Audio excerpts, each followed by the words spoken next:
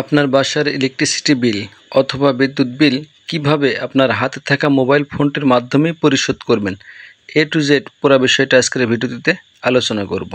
Hello viewers, কেমন আছেন সবাই? আশা করি অনেক ভালো আছেন। তো চলুন আজকের মূল ভিডিওটি শুরু করা যাক। সর্বপ্রথম আমাদেরকে একটা বিদ্যুৎ বিল পরিশোধ করার জন্য একটা অ্যাকাউন্ট থাকতে হবে।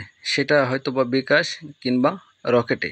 যাদের এখনও পর্যন্ত রকেট অ্যাপ্লিকেশনটি ইনস্টল করা নাই এবং অ্যাকাউন্ট খোলা নাই, তারা আমাদের এই চ্যানেলটিতে একটা ভিডিও আছে, চাইলে দেখে নিতে পারেন।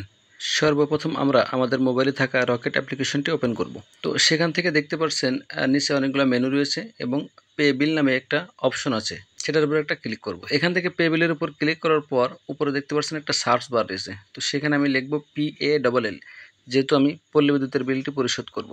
তো আপনার অন্য কোনো কোম্পানি হয়ে থাকলে আপনি সেটা লিখে সার্চ করতে পারেন, প্রসেসটা কিন্তু একই। তো এখান থেকে পল্লী বিদ্যুৎ নামে একটা অপশন দেখতে পাচ্ছেন, যেটার একটা নিচে আইডি আছে 1030, এটার উপরে একটা ক্লিক করবেন। এটার উপরে ক্লিক করার পর একটা এই ধরনের পেজ ওপেন হবে। এখানে আমাদের মূল কাজ, তো দেখতে পাচ্ছেন ওখানে আমাদেরকে কাস্টমার SMS নাম্বার দেওয়া লাগবে।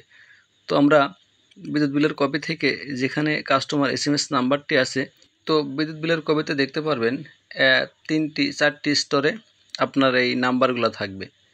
তো আপডেট যে সিস্টেমগুলো আছে সেখানে বিল নাম্বার ওর নিচেই দেখবেন খণ্ড খণ্ড আকারে লেখা আছে। তো প্রথমত আপনাদের অফিসের একটা কোড থাকবে।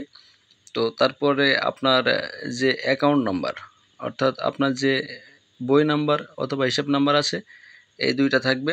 তো তারপরে ডেট ফিক্সড করা থাকবে। তো ওইটা আপনাদের ওখানে লেখা থাকবে, আপনারা ওখান থেকে দেখে লিখে নেবেন।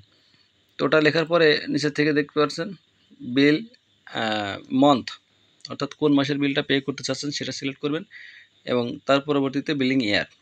তো এই দুইটা সিলেক্ট করা হয়ে যাওয়ার পর আপনি নিচে দেখতে পারবেন ভ্যালিডেট নামে একটা অপশন রয়েছে। তো সেটার উপরে একটা ক্লিক করবেন। তো এই ভ্যালিডেটের উপরে ক্লিক করার পর আপনাকে নতুন একটা পেজে নিয়ে যাবে।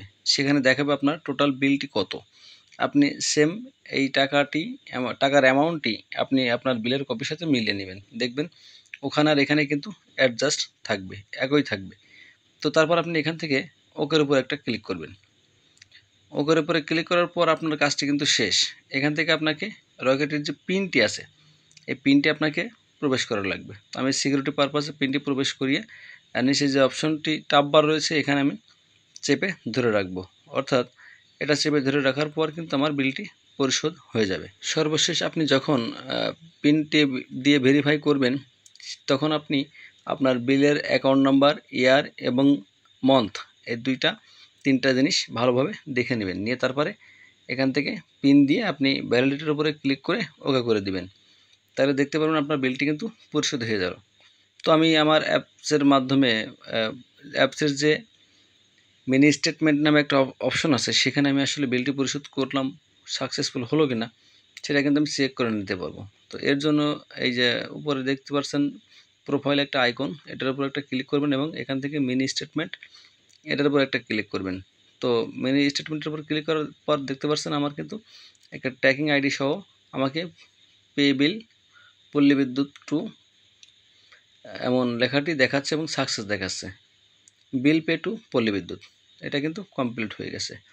তো বন্ধুরা, আজকের ভিডিওটি যদি ভালো লেগে থাকে তো অবশ্যই আমাদের চ্যানেলটিকে সাবস্ক্রাইব করবেন এবং ফেসবুক পেজটিকে ফলো দিয়ে আমাদের পাশে থাকবেন।